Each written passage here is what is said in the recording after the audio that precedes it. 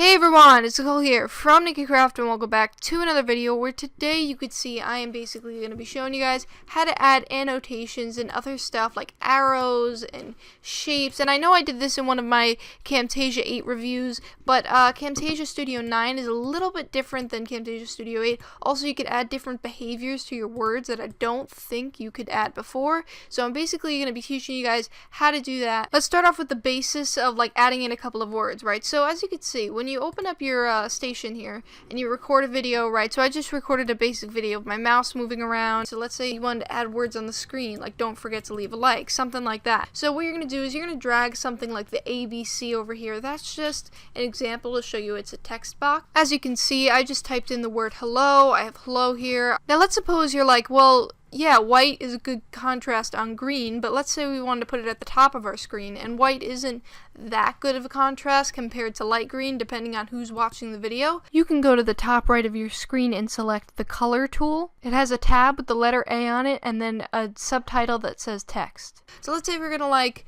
make it black. Now it's a good contrast. In that same color tool tab, you can then click outside of the box, then click the box again, and change the size of the lettering.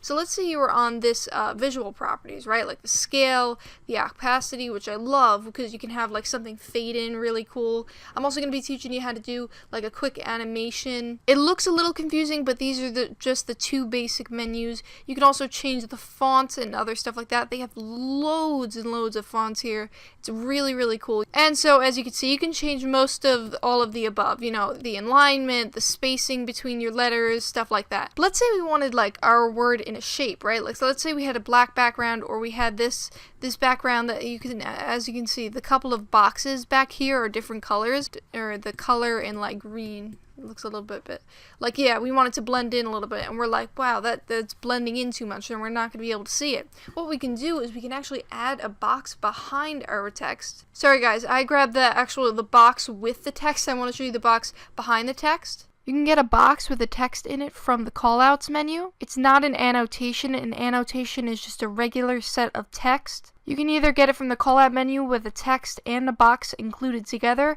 or you can get your own box from the shapes menu. You can customize the box, do whatever you want with it. You can even make, it doesn't even have to be a box, it could be a triangle and then you put text over it, but then you go back to the callouts menu and get your own annotation. I'm going to change the layer, so let me say I want the hello over the black box, so I'm going to drag it from track 3 to track 6, because 6 is over track 5.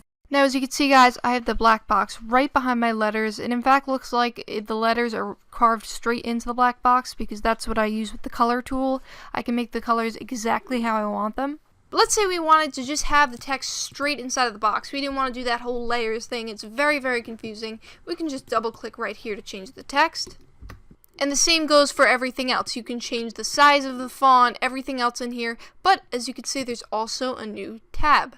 Now the reason they have this extra tab is because they also have the shape of your tab. So you can also change the shape. You can just drag another annotation. As you can see, they have, here I'll go to all annotations, and they have all the forms of annotations that you have right now. Let's say I was like, you know what, I want a speech bubble. I want to have one of my characters saying hello. I want my creeper background right here saying hello, right?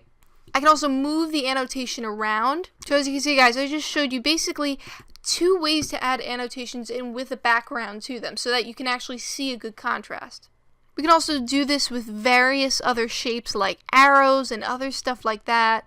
We can have word or thought bubbles. I forgot to tell you guys, you can also change the color inside of the bubble. So as you can see, we can have it as green, we can have it as blue, we can have it as a nice pink. That's very cool. So we can just write like, you know, I wrote thinking in there. Now the next step to adding your annotations, you don't want them to instantly appear on the screen. I'll show you guys. So if I wanted this thinking thing to just appear on the screen, I'll show you guys one more time.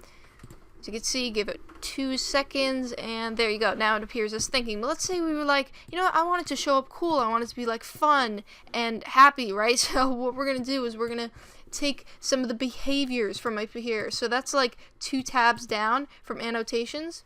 So all you have to do is basically drag it straight over to the arrow or annotation specifically. As you can see, it turns the background black and it appears right under it or over it or on top of it. So as you can see, when I dragged it over as jump and fall, and so that you can just click it, it falls in and it goes out the same way it fell in. Now these behaviors are great to make your videos look super fun and awesome, but let's say we want to make our own custom animations, right? What we're going to do is we're going to go to the animations bar right under behaviors. Then we have zoom and pan. Now zoom and pan you're not going to pay attention to. That's actually for your full screen. You don't want to hit that right now. All you're going to want to do is hit the animations tab right next to it.